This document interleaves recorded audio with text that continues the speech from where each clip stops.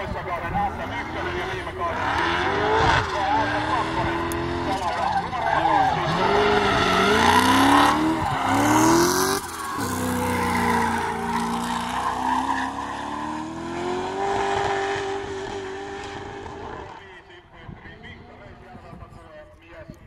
46 mallin BMW Coupella. LS1 tekniikkana, eli JM:n V8 voimaa, 620 750 newtonia. Ja sitten laitetaan jo liikkeelle lämmittelemään Joni Anttila driftiimistä numerolla 7.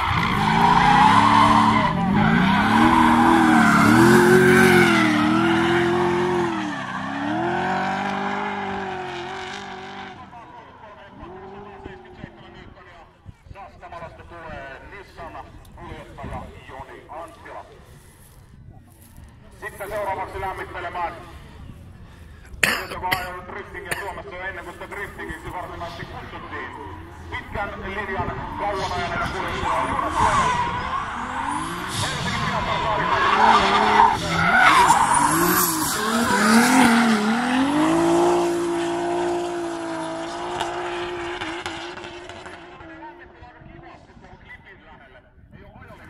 ainakaan hirveästi valittamisen sanaa tuon kaltaisesta suorituksessa. Näytti sen kulmaakin olevan.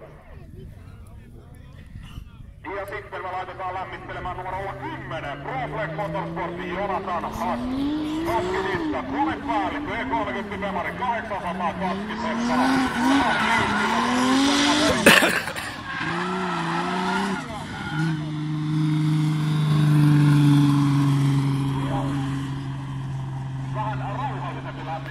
Katsotaan nyt, että kääntääkö varikan suuntaan vai jatkaako lainappia kohti mennään ja...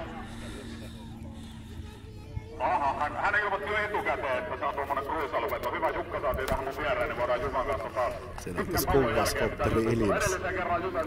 Kuvauskopteri ajoituna yli. Pikkasen ehkä semmonen semipastakeli, noin niinku rumasti sanottuna. Joo, se oli vielä huonompi keli kuin täällä viime vuonna, ja täälläkin oli viime vuonna oikeasti huono keli. Tästä taas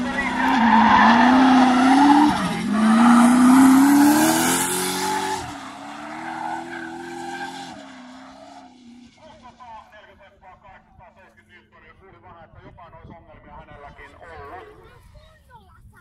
Mutta ei niistä sen enempää, kun ei tarkempaa tietoa ole. Sitten laitetaan Pirkkalamies, Drift Racers, Driftiin ja Christian Vadi lämmittelemään BMW 540. Periaatteessa tämä nykyään olla nimeltään 525.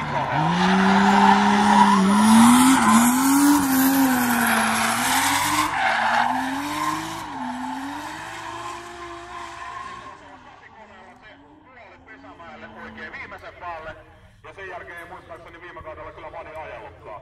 Ja nyt pistetään pillit pussiin, tää oli tää ryhmä tästä. Kyllä, nyt ruvetaan ihan kilpaa. Nyt on lämmitelty. Palataan siis listassa alkuun, eli Juha Peltolasson ja hänen noin 450 sponsorin tarkkamaan 38. Moro! Makeekin, hei, tuttuja tuli. Samoin. Näin, se on pieni tämä.